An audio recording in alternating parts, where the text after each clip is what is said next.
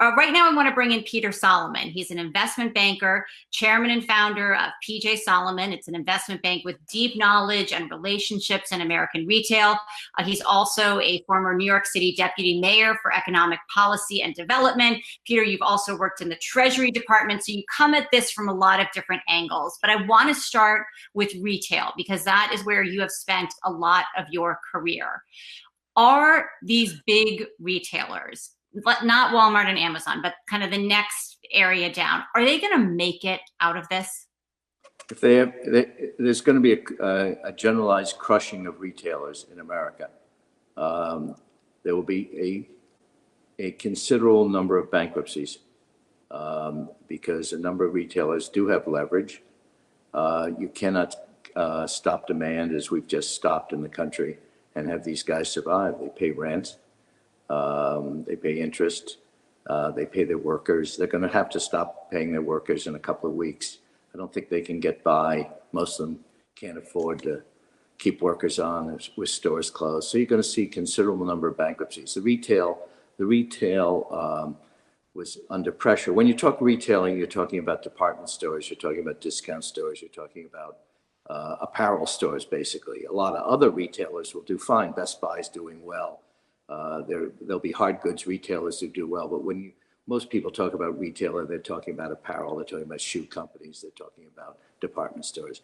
That landscape was always already under enormous pressure. This will kill it.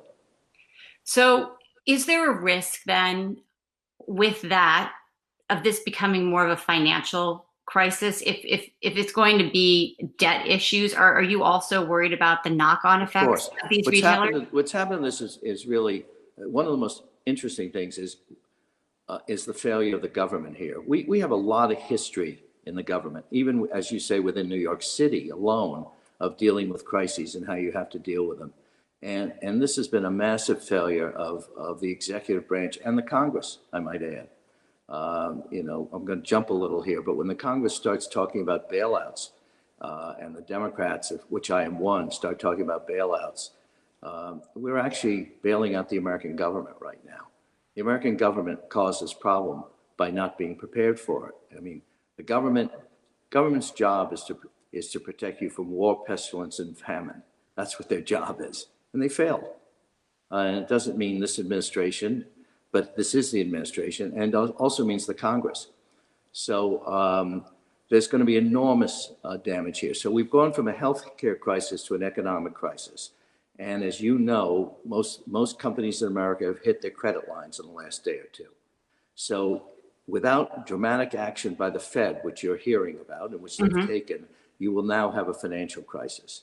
Now, incidentally, there'd be worse financial crisis if the banks and the administration had reduced capital requirements. The only reason we don't have a financial crisis at this very moment is that the banks had to put in so much more capital under Basel III over the last 6 or 8 years. Long-winded answer, but that's in a nutshell. And so Peter, you talk about this financial crisis and the failure of Congress, and we started with the retail sector that's going to be under pressure. I guess my question is, shouldn't we be bailing out these companies if it's an artificial crisis in a sense? I mean, you shouldn't use the word bailing out. That's your mistake, and you're using it, and everybody in the media is using it. There's no bailout. What's going on here is the United States government, for the first time in history, has a fiat cut demand. The only other time in history we cut demand is during the war, but we said you can't buy consumer goods. We don't want you to manufacture cars. We want you to manufacture tanks. So we substituted one form of demand for another form of demand. Here we cut off demand. We cut off demand on behalf of a healthcare crisis, which was, I guess, a good judgment. But you're not bailing out people. So do you see, we have this stimulus bill, second time now that we failed to get it to go up. Yeah, and I have it in my hand. It's pathetic.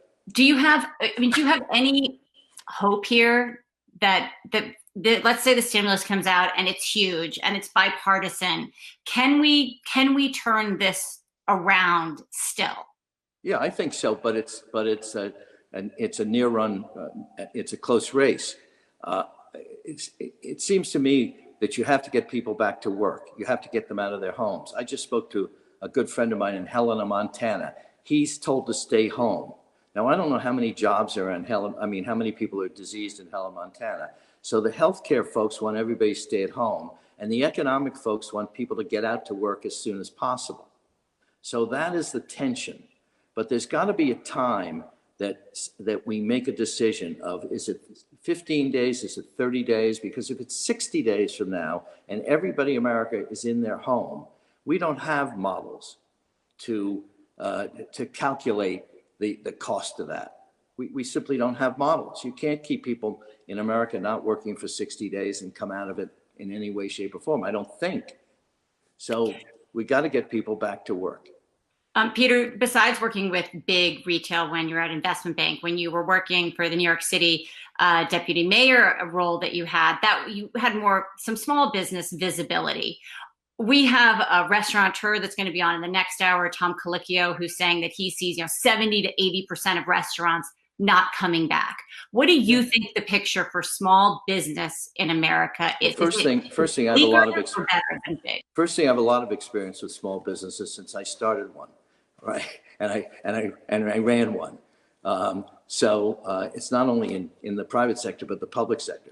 Of course, most businesses, if they stay out of business long enough, will not come back.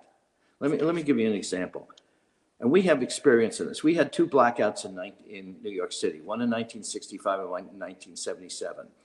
In 1977, almost all retailers on 1st and 3rd Avenue in East Harlem were wiped out. By the time they got the compensation from the feds and the city, 3 or 4 years later, they were out of business.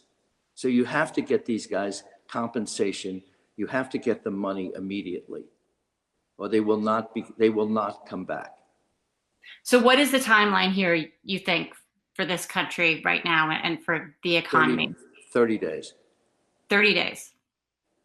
Yeah. I think you got to get a lot of this country back in 30 days.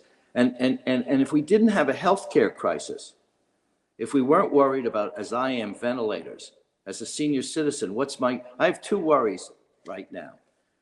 One real worry, and the word is triage. All right.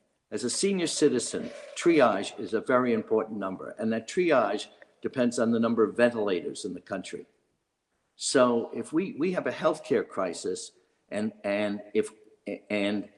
we've got to nail that, but somebody's then got to make a decision of where we just say to people, we know what's going on here.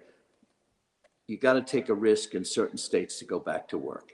It may not be New York, probably won't be. It may not be California, Washington, but we got to get the country back to work at some time. Peter Solomon is the chairman of and founder of PJ Solomon. Thank you so much for your time. Hey investors, Zach Guzman here. Are you interested in learning more about the markets and getting the latest financial news? Well, then click right here to subscribe to our Yahoo Finance YouTube channel. Get the latest up-to-the-minute market analysis, big interviews in the world of finance, and information on how to manage your money every day wherever you are.